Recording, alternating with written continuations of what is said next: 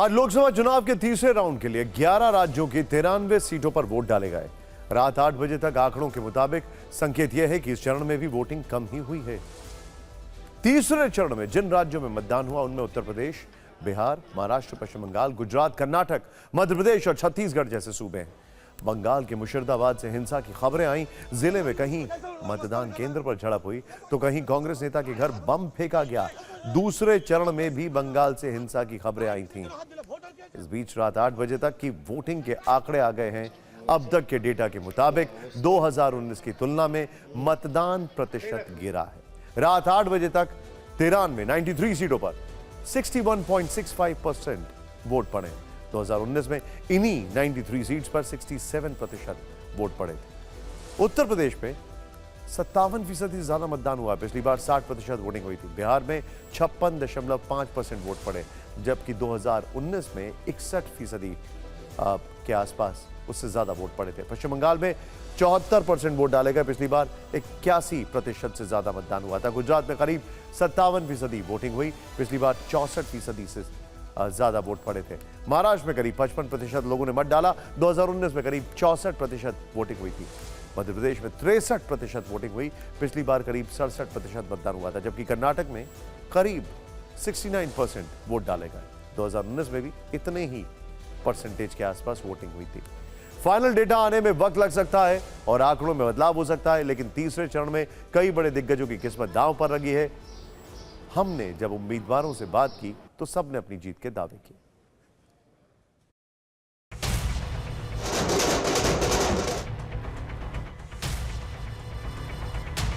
जितनी महत्वपूर्ण जीत होती है उतना हार से भी सीख व्यक्ति को मिलती है, और पिछले बार जो मुझ में ही शायद कमी रह गई हो उसको सुधारने की कोशिश की है, और मुझे पूर्ण विश्वास है कि क्षेत्र की जनता पूर्ण आशीर्वाद मुझे प्रदान करेगी।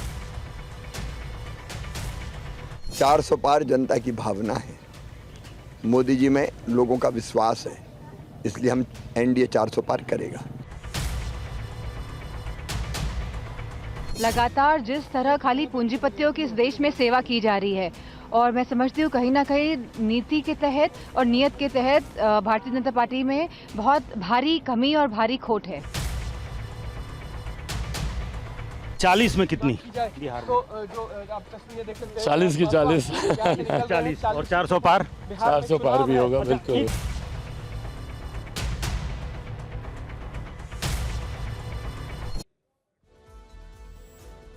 पहले चरण का डिटेल डेटा जारी करने में 11 दिन की देरी। दूसरे चरण का डेटा जारी करने में 4 दिन की देरी। उसे लेकर आज विपक्ष ने फिर से सवाल उठाया। राजनीति इस बात पर गर्म है कि वोटिंग टर्नआउट का फाइनल डेटा जारी होने में इतनी देरी क्यों हो रही है। विपक्ष चुनाव आयोग से पूछ रहा है।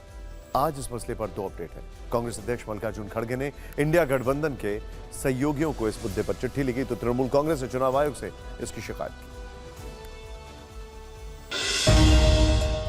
मल्लिकार्जुन खड़गे ने इंडिया गठबंधन के सहयोगी नेताओं को देश के चुनाव आयोग के चिंताजनक रवैये के बारे में पत्र लिखा है। 3 पन्नों की चिट्ठी में इस बात का जिक्र है कि न केवल वोटों का प्रतिशत बताने में लंबा वक्त लिया गया, बल्कि अब तक ये भी नहीं बताया गया है कि हर एक संसदीय क्षेत्र, उस संसदीय क्षेत्र की एक विधानसभा सीट और पोलिंग बूथ पर कितनी वोटिंग हुई। मल्लिकार्जुन खड़गे लिखते हैं, मतदान के आंकड़े जारी करने में अत्यधिक देरी और उस डेटा में पाई गई विसंगतियां इन चुनावों की स्वतंत्र और निष्पक्ष प्रकृति पर गंभीर संदेह पैदा करती हैं। ये कोई साधारण चुनाव नहीं है, ये हमारे लोकतंत्र और संविधान को जीवित रखने की लड़ाई है। लोकतंत्र की रक्षा के लिए अपनी आवाज उठाना और चुनाव आयोग को जवाबदेह ठहराना हमारा सामूहिक कर्तव्य है। सी क्विक एक्ट नहीं कर रही। 11 दिन 15 दिन के बाद डाटा देती है, मालूम करती है। इससे बहुत बड़ा नुकसान दिखता है और लोग भी बहुत ही सस्पिशन के साथ देखते हैं। इतना देरी क्यों, इसको क्या वजह है। खड़गे ने अपनी चिट्ठी में ये सवाल उठाया है कि कहीं यह अंतिम नतीजे से छेड़छाड़ का प्रयास तो नहीं है। खड़गे ने जहां गठबंधन नेताओं को चिट्ठी लिखी, वहीं ऐसी ही एक चिट्ठी तृणमूल कांग्रेस ने चुनाव आयोग को लिखी। मुख्य चुनाव आयुक्त को लिखे खत में टीएमसी ने भी पहले चरण के फाइनल आंकड़े में 11 दिन और दूसरे चरण के आंकड़े जारी करने में 4 दिन की देरी पर सवाल उठाए। टीएमसी ने लिखा है, जिस तरह से बिना किसी स्पष्टीकरण के पिछले 2 चरण के आंकड़े देरी से जारी किए गए, वो न केवल चिंताजनक है बल्कि वोटरों के मन में संदेह खड़ा करता है। चुनाव कराने के नियम 49S के तहत प्रिजाइडिंग अफसर को सभी पोलिंग एजेंट को कितने मतदाता हैं और कितने मतदाताओं ने वोट दिया, इसकी जानकारी देनी होती है, लेकिन इस नियम का पालन नहीं हुआ। 3 पन्नों की चिट्ठी के आखिर में टीएमसी ने चुनाव आयोग से अपील की है कि वो हर संसदीय क्षेत्र में कितने रजिस्टर्ड इलेक्टर हैं और कितने लोगों ने वोट किया, इसकी जानकारी सार्वजनिक करें। तीनों चरणों को मिला दें तो अब तक करीब 283 सीटों पर चुनाव संपन्न हो चुके हैं, यानी लोकसभा की आधे से ज्यादा सीटों पर वोटिंग हो चुकी है। अब 13 मई को चौथे चरण के लिए मतदान होगा। तीसरे चरण में आज प्रधानमंत्री मोदी ने भी अपने मताधिकार का प्रयोग किया। अब ये है वो तस्वीर, ये देखिए। और इस दौरान कई ऐसे वीडियोस, कई ऐसे क्षण थे जिसने लोगों को इमोशनल कर दिया। उन्होंने अहमदाबाद के पोलिंग बूथ पर अपना वोट डाला। पोलिंग बूथ पहुंचने पर पहले गृह मंत्री अमित शाह ने पीएम मोदी का स्वागत किया। इसके बाद पीएम ने अपना वोट डाला। वोटिंग के बाद पीएम मोदी ने जनता के बीच पहुंचते हैं और उनका अभिवादन स्वीकार किया। इस दौरान लोगों से जुड़ने का पीएम मोदी का एक अलग अंदाज देखने को मिला।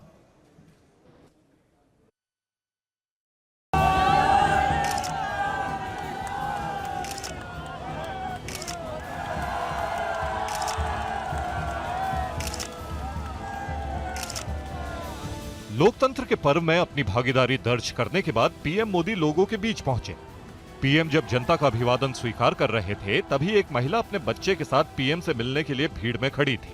पीएम मोदी ने बच्चे को गोद में उठा लिया, कभी उसे उछालकर, कभी हिलाकर प्यार दुलार किया। पीएम मोदी थोड़ा आगे बढ़े तो एक बुजुर्ग महिला आगे आई और पीएम मोदी की कलाई पर राखी बांध दी। हाथ में तिलक लगाने के लिए रोली से भरी डिब्बी भी थमा दी। युवा, महिलाओं, बुजुर्गों के साथ बच्चे भी पीएम मोदी से मिलने के लिए कतार में खड़े थे।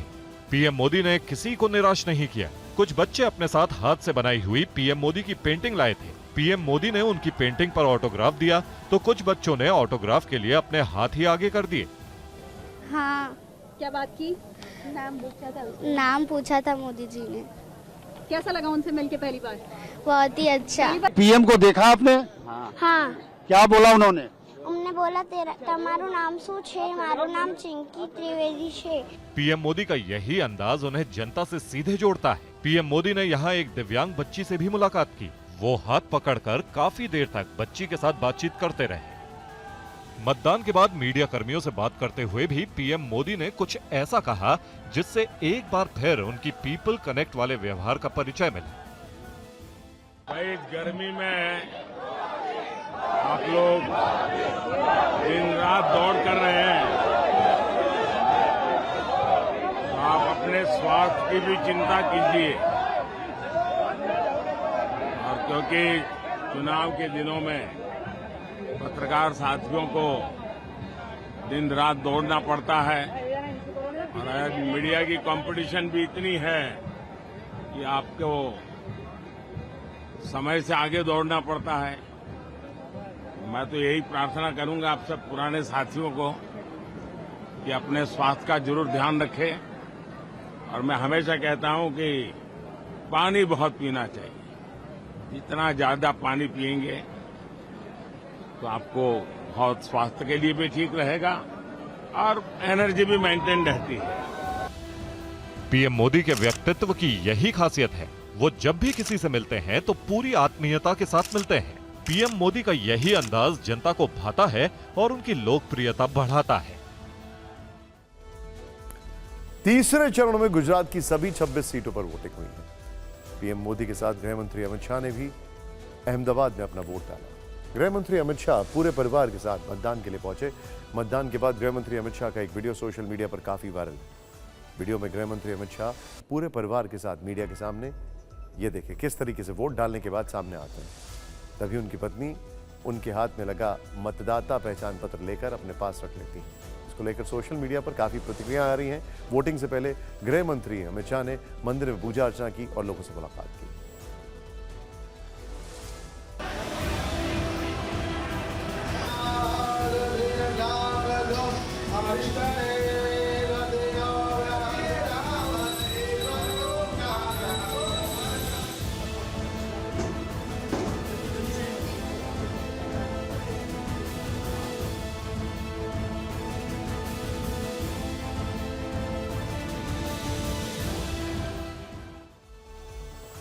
जिस वक्त तीसरे चरण की वोटिंग चल रही थी, ठीक उसी वक्त दो शब्दों को लेकर राजनीति के वाकयुद्ध का दूसरा चैप्टर शुरू हो चुका है। बिहार के दिग्गज नेता और आरजेडी अध्यक्ष लालू प्रसाद यादव के मुंह से निकले दो शब्दों ने विपक्ष को प्रधानमंत्री मोदी के टारगेट रेंज में ला दिया है। लालू प्रसाद यादव ने एक प्रश्न के जवाब में 9 शब्दों का छोटा सा जवाब दिया, लेकिन लालू यादव के मुंह से निकले दो शब्दों को प्रधानमंत्री मोदी ने पकड़ लिया और लालू यादव से बीजेपी के उन आरोपों के बारे में सवाल पूछा गया था जिनमें कहा जा रहा था कि विपक्ष ओबीसी के हिस्से का आरक्षण मुसलमानों को दे रहा है। लालू यादव ने जवाब में कहा, हां, रिजर्वेशन तो मिलना ही चाहिए मुसलमानों को पूरा। लालू यादव ने अपने बयान में मुसलमानों के आरक्षण का समर्थन किया तो प्रधानमंत्री मोदी ने मध्य प्रदेश से महाराष्ट्र तक अपनी हर रैली में इसे लेकर इंडिया गठबंधन से सवाल किया। पीएम मोदी ने इसे मुद्दा बनाया। उन्होंने कहा कि विपक्ष ओबीसी, एससी, एसटी का आरक्षण छीनकर मुसलमानों को देना चाहता है। प्रधानमंत्री मोदी और बीजेपी पहले से मुस्लिम आरक्षण को लेकर विपक्ष पर हमलावर है। लालू यादव के ताजा बयान ने बीजेपी को विपक्ष पर हमले करने का नया और पैना हथियार दे दिया।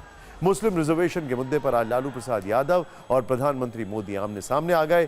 कैसे जुबानी तीर चले, ये रिपोर्ट देखें।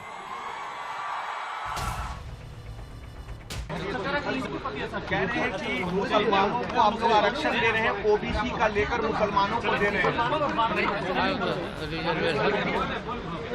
रिजर्वेशन तो मिलना चाहिए मुसलमानों को पूरा। यही वो बयान है जिसकी गूंज आज दिन भर सुनाई दी। रिजर्वेशन तो मिलना ही चाहिए मुसलमानों को। लालू यादव के मुंह से ये शब्द पटना में निकले। प्रधानमंत्री मोदी ने थोड़ी देर बाद मध्य प्रदेश के धार में एक रैली की। इंडिया गठबंधन पर हमला करने के लिए उन्होंने लालू यादव के इसी बयान को हथियार बनाया। उन्होंने कहा, ऐसे हाथ पछाड़ के बोल रहे हैं, मुसलमानों को आरक्षण मिलना चाहिए। और सिर्फ आरक्षण नहीं मिलना चाहिए, वो कहते हैं कि पूरा का पूरा आरक्षण मुसलमानों को मिलना चाहिए। इसका मतलब क्या हुआ? यानी एससी, एसटी, ओबीसी समाज को जितना आरक्षण मिला है वो छीनकर ये लोग पूरा का पूरा आरक्षण मुसलमानों को देना चाहते हैं। प्रधानमंत्री मोदी ने मुस्लिम आरक्षण का ये मुद्दा महाराष्ट्र के अहमदनगर की रैली में भी उठाया। ये जो भानुमती का कुनबा जुड़ा था, ये 4 जून को रेत के टीले की तरह बिखरने वाला है। इस बार का चुनाव संतुष्टिकरण और तुष्टिकरण के बीच हो रहा है। जैसे तीर कमान से निकलता है, वैसे ही शब्द मुंह से निकल चुके थे। लालू यादव राजनीति के माहिर खिलाड़ी हैं। वो समझ गए कि उनके शब्द चुनावी माहौल में क्या असर कर सकते हैं, इसलिए उन्होंने बिगड़ी बात संभालने की कोशिश की। मंडल कमीशन हमने लागू किया था ना। मंडल कमीशन में सैकड़ों जातियां हैं जो सामाजिक आधार है, धर्म आधार नहीं है। रिजर्वेशन को ये खत्म करना चाहते हैं नरेंद्र मोदी, इसलिए इस तरह का ऐसा बहाना बनाते हैं। राजनीति नैरेटिव का खेल है। ये बात लालू यादव और पीएम मोदी दोनों अच्छी तरह जानते हैं। इसलिए पीएम मोदी बार बार लालू के बयान का जिक्र चुनावी रैलियों में कर रहे हैं, जबकि बैकफुट पर आए लालू यादव सफाई दे रहे हैं।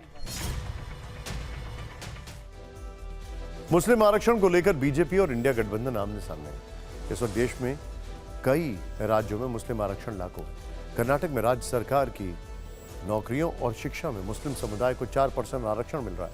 केरल में ओबीसी के लिए 40% आरक्षण है, तो इसी के तहत सामाजिक और शैक्षिक तौर से पिछड़ी मुस्लिम जातियों के लिए नौकरियों में 12% आरक्षण लागू है। तमिलनाडु में मुसलमानों का सामाजिक और शैक्षणिक पिछड़ेपन के आधार पर 3.5% आरक्षण मिलता है। तमिलनाडु में 90% मुस्लिम समुदाय आरक्षण की श्रेणी में आता है। महाराष्ट्र में ओबीसी के लिए 19% आरक्षण लागू है। इन मुस्लिम समुदाय की कुछ जातियों को शामिल किया गया। बिहार में जहां एनडीए की सरकार चल रही है, कुछ मुस्लिम जातियों के लिए आरक्षण लागू है। बिहार में मुस्लिम समुदाय को पिछड़ा और अति पिछड़ा के रूप में वर्गीकृत करके आरक्षण दिया गया। मुस्लिम आरक्षण पर लालू यादव के बयान को बीजेपी ने बड़ा मुद्दा बनाया, लेकिन टीडीपी चीफ चंद्रबाबू नायडू की वजह से बीजेपी को भी सवालों से जूझना पड़ रहा है। आंध्र प्रदेश में बीजेपी ने टीडीपी के साथ लोकसभा और विधानसभा चुनाव के लिए गठबंधन किया है। बीजेपी से सवाल इसलिए पूछे जा रहे हैं क्योंकि चंद्रबाबू नायडू आंध्र प्रदेश के मुसलमानों के लिए लगातार 4% आरक्षण का वादा कर रहे हैं। जिस मुस्लिम आरक्षण को बीजेपी विपक्ष के खिलाफ हथियार बनाकर इस्तेमाल कर रही है, उसी मुस्लिम आरक्षण का वादा बीजेपी की सहयोगी टीडीपी आंध्र प्रदेश के मुसलमानों से कर रही है। 2 मई को चंद्रबाबू नायडू ने अन्नामय्या जिले के रायचोटी में प्रजा कलाम रैली में मुस्लिम आरक्षण पर बड़ा ऐलान किया। उन्होंने कहा, अगर टीडीपी जेएसपी बीजेपी गठबंधन की सरकार बनी तो आंध्र प्रदेश के मुसलमानों के लिए ओबीसी कैटेगरी में 4% आरक्षण जारी रहेगा। Sir, you preserve 4% reservation to the Muslims. Could you please highlight this? No, from the beginning we are supporting 4% reservations. That will continue.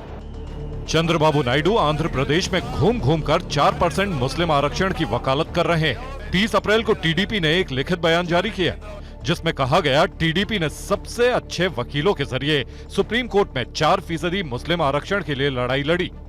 अब यही बात चंद्रबाबू नायडू अपनी चुनावी सभाओं में बार बार कह रहे हैं।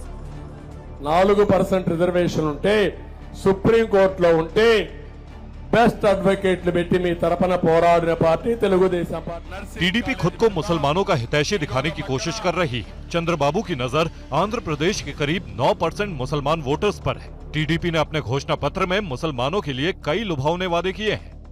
अल्पसंख्यक समुदाय के 50 साल से ज्यादा उम्र के लोगों के लिए पेंशन का वादा किया गया है। इमामों को 10,000 रुपए मानदेय देने की बात कही गई है। हज यात्रा पर जाने वाले हर मुसलमान को 1 लाख रुपए की मदद की बात कही है। बड़े कस्बों में ईदगाह और कब्रिस्तान के लिए जमीन देने का वादा है। विजयवाड़ा में हज हाउस बनाने का वादा किया गया है।